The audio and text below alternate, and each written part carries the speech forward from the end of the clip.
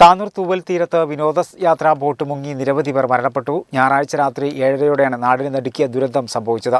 35-ലധികം ആളുകൾ ബോട്ടിലുണ്ടായിരുന്നുവെന്നാണ് വിവരം. രക്ഷാപ്രവർത്തനം തുടരുകയാണ്. മുഖ്യമന്ത്രി നാളെ അപകടസ്ഥലം സന്ദർശിക്കും. മന്ത്രിമാരായ മുഹമ്മദ് റിയാസ്, വി അബ്ദുറഹ്മാൻ എന്നിവർ ആശുപത്രികളിലെത്തി രക്ഷാപ്രവർത്തനത്തിന് നേതൃത്വം നൽകുന്നുണ്ട്.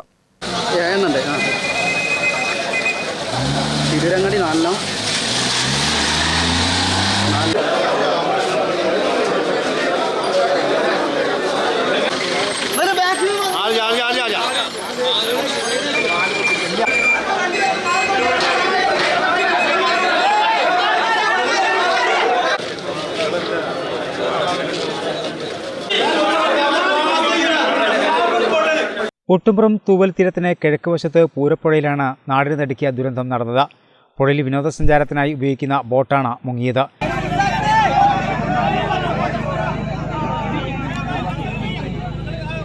തൂവൽ തീരത്ത് നിന്ന് 100 മീറ്റർ മാറിയാണ് ബോട്ട് മുങ്ങിയത്. മുങ്ങുന്ന സമയത്ത് 35-ലധികം പേർ ബോട്ടിലുള്ളതായാണ് വിവരം.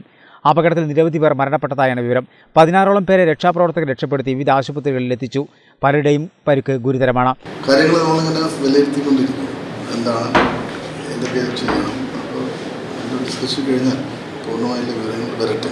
അതിനുശേഷം ഏകദേശം 16ഓളം ആളുകൾ മരിച്ചതായിട്ടാണ് വിവരമെല്ലാം കൺഫേം ചെയ്തിട്ടുണ്ട്. ബാക്കിയുള്ളത് പറഞ്ഞതിന് ശേഷം പറയും. 7ഓളം ആളുകൾ വിവിധ ആശുപത്രികളിൽ പരിക്കേറ്റ് ചികിത്സയിലാണ്. രക്ഷാപ്രവർത്തനം സാധ്യമാകുന്ന നിലയിൽ മന്ത്രിയുടെ നേതൃത്വത്തിൽ ഞങ്ങളെല്ലാവരും ടീമായി എല്ലാ കാര്യങ്ങളും നടക്കുന്നുണ്ട്. പോലീസ് സൂപ്രണ്ട് നേതൃത്വത്തിൽ അവിടെ കാര്യങ്ങൾ നടക്കുന്നുണ്ട്.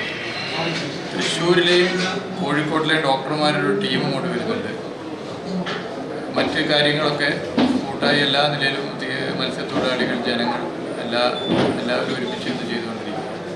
സാധ്യമാകുന്ന എല്ലാ രക്ഷാപ്രവർത്തനവും ഫയർ യൂണിറ്റുകൾ സാധ്യമാകുന്ന എല്ലാ ഫയർ യൂണിറ്റ് ടീമുകളും എത്തിയിട്ടുണ്ട്.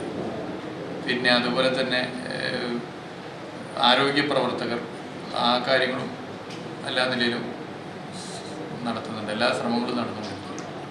ഫയർഫോഴ്സ്, പോലീസ്, മത്സ്യത്തൊഴിലാളികൾ, നാട്ടുകാർ തുടങ്ങിയവർ ചേർന്നാണ് രക്ഷാപ്രവർത്തനം തുടരുന്നത്.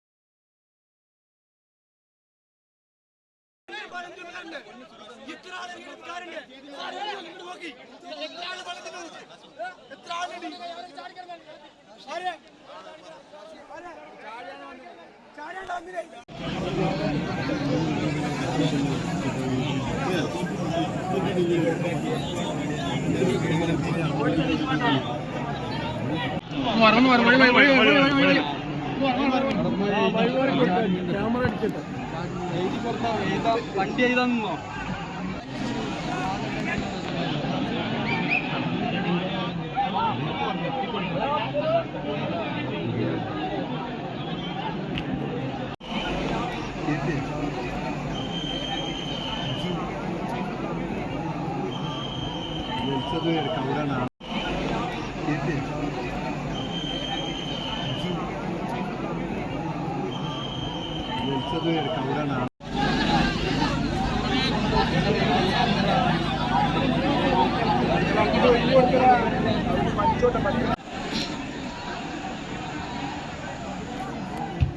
അപകടത്തിനിടയാക്കിയ ബോട്ട് പൊളിച്ച ശേഷം കരയിലേക്ക് കയറ്റി. കുട്ടികൾ ഉൾപ്പെടെയാണ് മരണപ്പെട്ടത്. അവധി ദിവസമായതിനാൽ തൂവൽ തീരത്ത് നല്ല തിരക്കായിരുന്നു. വെളിച്ചക്കുറവ് രക്ഷാപ്രവർത്തനങ്ങളെയും ബാധിച്ചു. രക്ഷാപ്രവർത്തനത്തിനിടെ ചിലർക്ക് പരിക്കേറ്റു. മന്ത്രിമാരായ മുഹമ്മദ് റിയാസ്, വി അബ്ദുറഹ്മാൻ എന്നിവർ ആശുപത്രികളിലെത്തി.